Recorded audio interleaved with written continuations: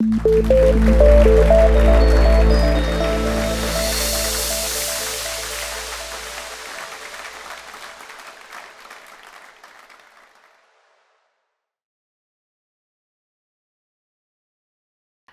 in the second part of the presentation, I wanted to talk to you how to become a good security researcher. I put the word security researcher because, in fact, like every hacker is a security researcher because you research into the problem. And why I put the good? Because you want to be good. If you're good, you're invited places, like I am now, have a pleasure to meet all of you. You can go to meet cool people, you can talk to them, you can become better. It's a lot of fun, that's for you want to be good. Otherwise, why would you like to do it anyway? So this is what I mentioned in the first part of my presentation, though hacking is a creative problem solving. Can everybody become a hacker? Yes and no. So hacking is not about the skills. It's about mindset.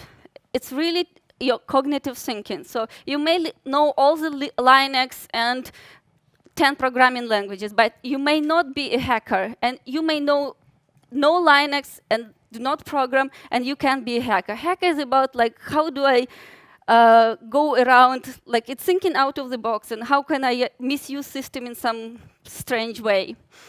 Why I wanted to talk about my experiences is this way, because to some unique situation which I had in my life, I achieved, let's say, good results relatively quickly.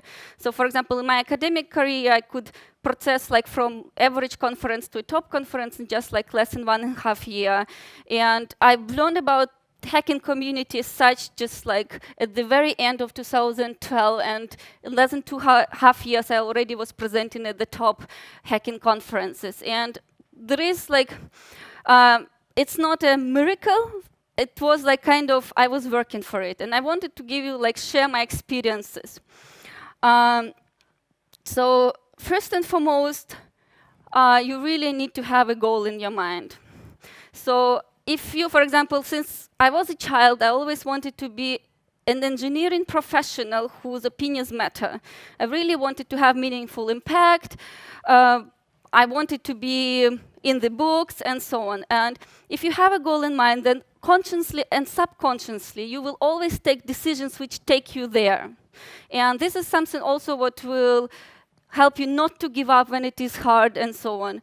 And for example, because I have this goal in mind, whatever experiences I have, I always try to take something for what will help me to bring my goal. And if this gives you direction and a vector which you follow, if you don't have a goal in mind, just doing this and that, you will basically, you will be dispersed and you will not concentrate an energy on some task. So having a goal in mind is extremely important. Like, try to understand what you want to achieve in your life. Secondly, try to find the topic which you truly, truly, truly love. I started, like, I'm famous for being in love with industrial control systems and with the critical infrastructure and cyber-physical hacking.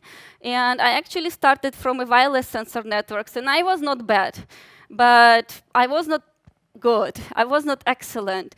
So, and I actually, like also Steve Jobs has said, never settle, keep looking, keep searching. So I actually, how I discovered this area, and I actually started doing this research even before the Stuxnet because I already liked it.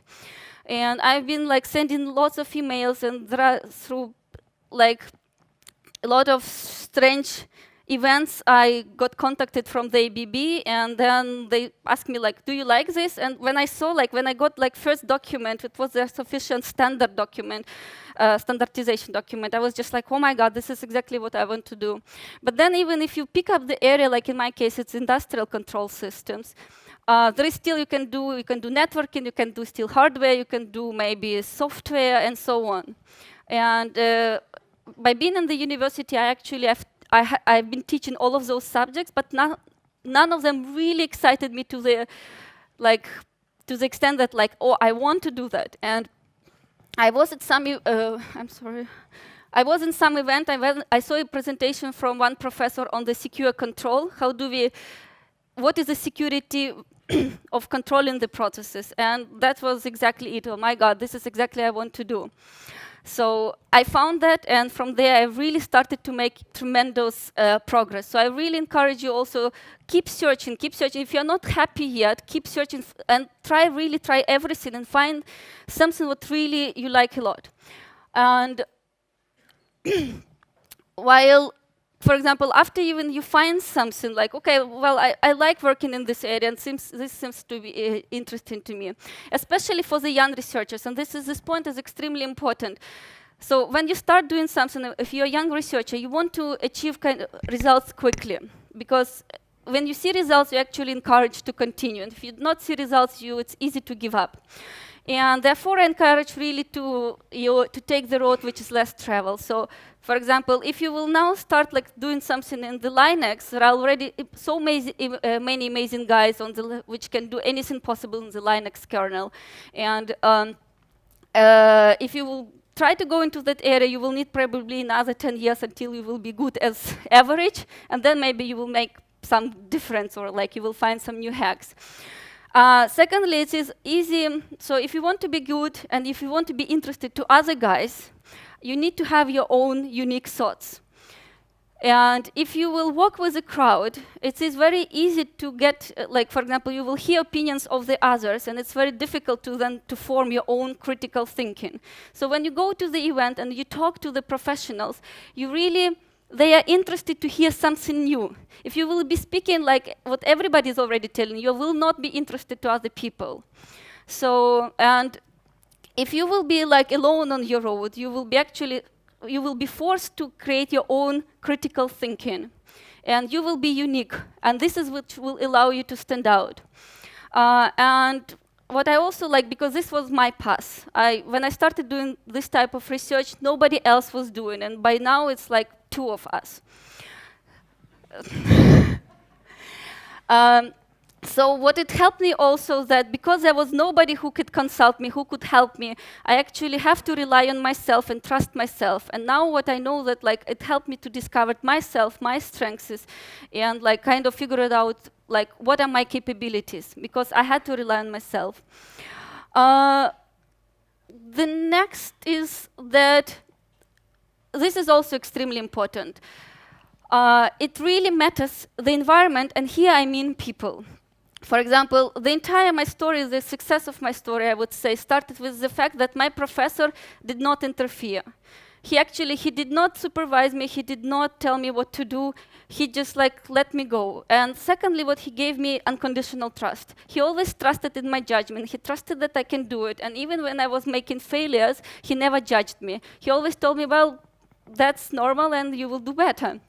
And by not having this fear of failure and not worrying about like trying to impress him or something, I actually freed my mind and I concentrated all of my thoughts and energy on doing research. It's really, really important, and so you really have to find people who give you this kind of feeling. On the other hand, he could not supervise me because he's not an expert in this area, but I told you that I once heard another professor speaking on my research area, and he was extremely good, he was one of the best, so where do I go to collaborate with? I go to the best. So I actually flew all the way to Texas, USA, and I was standing in his office and I like asking him, please, could you work with me? But I already brought some research to him, and this is again important to understand that it never works like, oh, the world has to give me chance and then maybe I will be good. No. You have already to do something, have already to achieve something, to propose something to the world, that the world would respond to you. So I came already with some research, but I was still just a beginner. And actually, it took me 3 days to convince him. He was giving me tasks, do this and that. Like, mostly he was checking whether I could think critically. And on the 3rd day, he told, okay, I will work with you. And that was absolutely productive, because when you work with best people, you discover the best yourself. It's just like really traveling on the time machine. And last but not least, and later on, so this was Professor Cardenas is more like in academia. I've learned a lot from him, how to write successful papers, how to conduct academic research, and so on. But I did not advance in cyber-physical hacking until I met Jason Larson.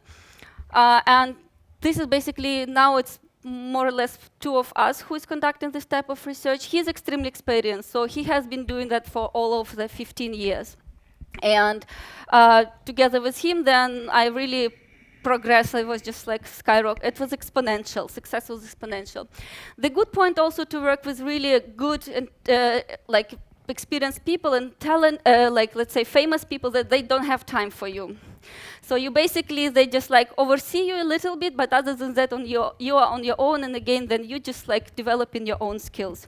So I really encourage you to look for the leaders in the area and just work with them. Just send them email, find them on the conference, and just, I would like to work with you, but yeah, it's a lot of hard work. So continuous learning. Hacking is all about learning. So you just like learn all the time, and you have to know the system better than anybody else on the planet in order to know how to break it.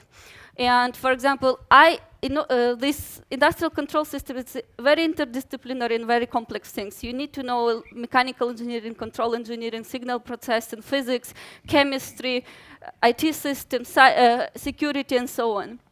So, but I was really like, for example, what you see on the picture, it's a programmable logic controllers. This is what really controls the processes, but it is not a computer, and even the programming languages and the principle are completely different. So I actually traveled 800 kilometers to event just to see how you can attach some physical components to this device. And I actually, for example, I also traveled to the events to meet like with the control engineers. I've done several industrial internships, like for example with Shell. I was working with the companies in order to get the skills. So hacking is a lot of learning. Know your strengths. This is also important, because once you are among great people, you will see how great they are, and it is like, it can be intimidating. You can think, oh well, I am nothing, like I should not even probably try. And it's important to understand what is your strengths and be comfortable with that. And then just find the people who are good in something else and work with them. So I am currently collaborating with the guys, so I'm expert on the exploiting physical processes. There are guys who are really good in rootkitting programmable logic controllers. We work together because I don't want to learn physical hacking, I don't want to learn rootkitting. But it took me probably a couple of years until I was not, I was worried a lot about that I'm not good as other people, and it took a lot of my mental energy. And once I accepted, like, okay, this is my strength, and I will go on with it, and I will invest in it, I really progressed a lot. Last and not least, this is what I'm still struggling with. If you really want to become good, you really want to become kind of famous, you have to market your research, because this is what will attract attention of other people to you. And this is how, for example, I've got all of my absolutely amazing collaborations from kind of then I explaining what I'm doing. So if you go to the conferences, for example, after the presentation, I get people coming to me and we start collaborating together. And if you, basically, if you want really to make meaningful impact and that your results matters, you really have to make them public. And this is what I'm still kind of not doing enough, because it's also a lot of effort. It takes a lot of time, but just like upload your codes into the GitHub, maybe just like start a blog so that people will attract to you, they will know about you. You want to make yourself known. This is extremely important. If you want to be also, for example, if you will apply to the conferences like Black Hat and DEF CON, they will be looking what you already achieved, how famous you are, because people come to see to the conferences only famous people. So just the last slide, again, to repeat, like, can everybody become a hacker? Yes and no. So hacking is, it's like you really have to persist with the problem. There is always a way in, and if you're patient enough, like, and if you're stubborn enough to look for the solutions, you will really, really achieve it. So, and this is like, yeah, what is hacking is about. Thank you.